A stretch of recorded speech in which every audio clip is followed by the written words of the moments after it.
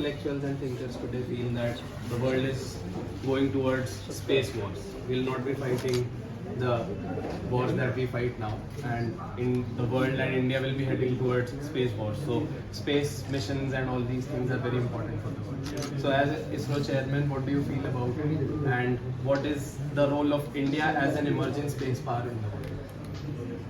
See, wars have been always based in the latest of the technology available at any given point of time.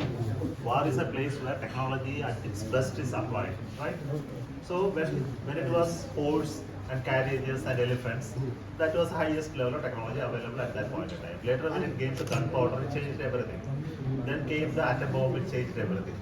And if space is the technology for the future, then wars will be in space. There is no escape from it. But that is something which I don't like to have, because space should be a place for everybody to access and become used equitably by everybody. Unfortunately, human beings are not like that. Human beings use the latest of the technology for at least disposal for the wars, which is natural part of their behavior.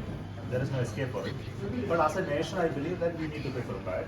So space has to be strengthened, space technology has to be strengthened, our ability to handle such adversaries from that has to be handled in appropriate measures by creating the required technological, physical capability in space sector is needed. So as a nation we should work for it. Thank you, sir. ISRO, I was reading an article in Times of India and it said that ISRO aims to conduct 50 launches this year by 2022. And there are many extraterrestrial launches as well, like Aditya L1, Shukrayan 1 and Mars Mission 2. So there are many aspects to these aims and missions that we plan every year. And as general people, we don't know many of these aspects. So what do you think will be which is the major key or aspect to achieving these aims in this year or the next year's coming? See, there are many aspects to it. One is scientific goals of these missions. For example, if you want to go to Aditya L1, studying sun requires a lot of preparation. We need to create very precise instruments which will understand, measure the solar flares and its effects, then particle emanating from that flares and measure it. So the instrument development takes years of work. So it's not just like that you plan a mission tomorrow you can execute. For example, Aditya L1 took 10 years from concept to realization. Then only we are able to launch today. Chandrayaan takes minimum 5-6 years of work. And so every instrument that goes into it has so much of intensive work that takes. A typical good satellite takes about 4 years of work. So it is not easy thing. So when you have to increase the number of launches, it also means that your infrastructure, people, researchers, everything has to expand. Otherwise it will not increase. So then number increasing. Number is only a one measure, 50. But I don't believe in that number. What is result that you are going to get out of it is only important. If you are producing good science outcome, if you are producing good socially relevant satellites, that is more important. So our focus is not on numbers. Numbers is a job of the commercial part of the business part. As a research organization, we are interested only in scientific outcome, very novel activities which will produce some scientific outcome. Like it is said that quantity over quality. Precisely. Quality over quantity. Over. Sorry. It is a reality in the world today that NASA is very ahead of us. Who said?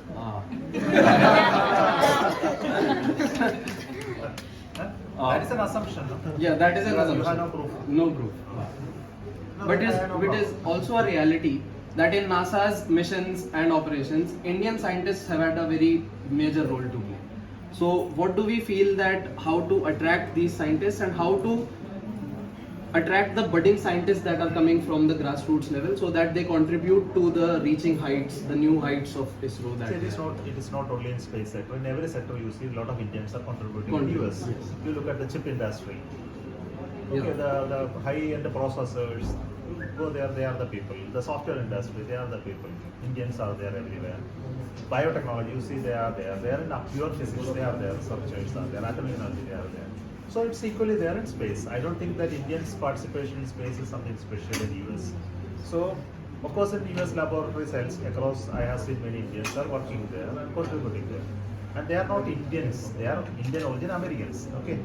So traditionally they have traveled there and they looked for great greener pastures and left there and created for themselves. See, today there we also have a good educational system here in India. Even you look at IITs. IIT itself is a great educational infrastructure where we can do contribute. But if you look at ISRO, they are not working in ISRO. You understand that? So most of the students, engineers in ISRO are coming from second tier institutions, not coming from IITs. So what is the meaning of it? See, great institution can be built by ordinary people. Yes. You don't need IIT for it. Yes. You understand that? Yes. So what you need today is the brilliance of the people are as much good in villages as in cities. I have no doubt about it. Only because they were not given opportunities, they are given exposed to situations, they are not showing it up. So ISRO is a classical example that we have taken bright minds from normal colleges, average institutions with a good marks. They after coming to ISRO, they have done wonderful work. I don't want the American people to come here to help us in growing India great. Yes.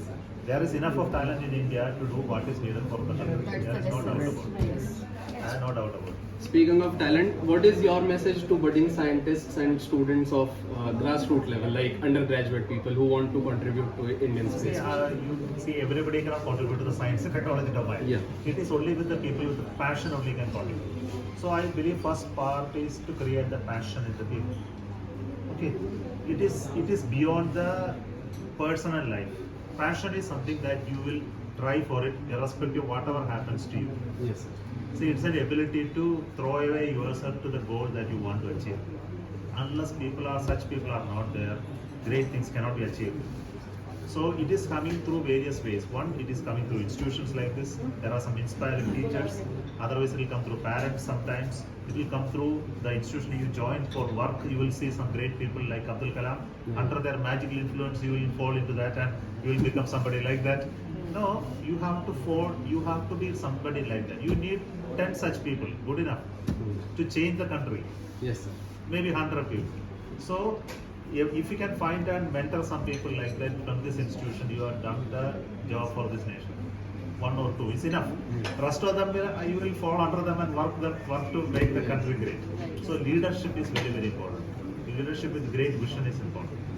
So I am looking for people who have the great thought process, mind and commitment at whatever cost. Yes.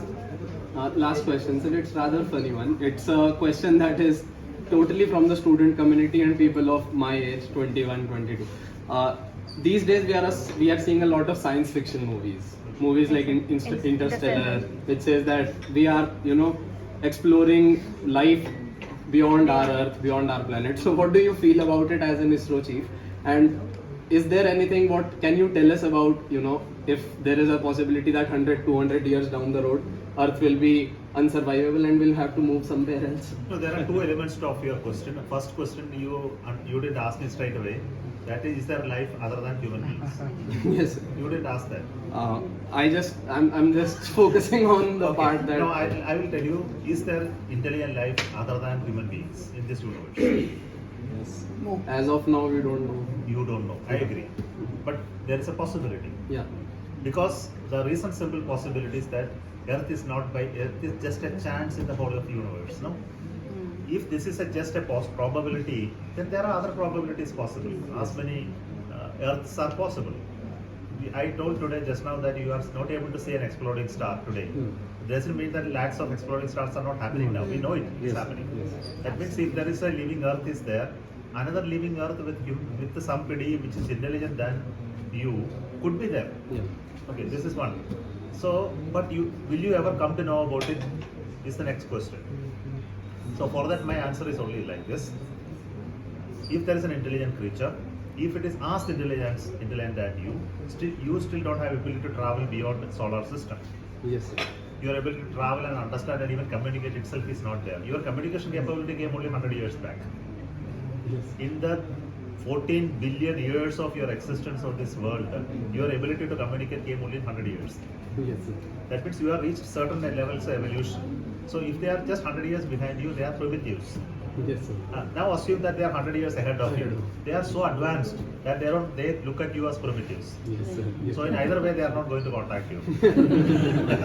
So next point is that is there any way that you will go to another planet? And I am very sure of it. I already told that with the human beings here, and I am very sure you will find ways to travel beyond the solar system, go to exosolar planets. So exosolar planets and create other places where human beings live. It will start with Moon, then it will go to Mars, and I am very sure you will find way to go outside solar system as well. There is no doubt about it. They will find ways for human life to be kept in preserved animation for thousands of years and sent across the globe. Question that is, what was your experience coming to a college of University of Delhi and especially Atmaram Sanatan? See, I am seeing very enthusiastic and excited people. No, that's all what I have seen. I have not Thank seen you, the sir. college. Thank I have you, seen sir. only faces. I have seen only you people. When I came in, I saw very enthusiastic principal. I saw the physics department who is very eager to take their college to greater heights. Then I also saw you young people who are very energetic to ask questions to learn and understand things. That's all I saw. I didn't see anything else. So I am very sure with these three ingredients are very enough for any college to excel. One is very enthusiastic leadership and very inspirational young people. Good enough. Rest is all laboratory and classrooms are secondary. Yes. Yes. Okay. Thank you so much. Thank you so much, sir.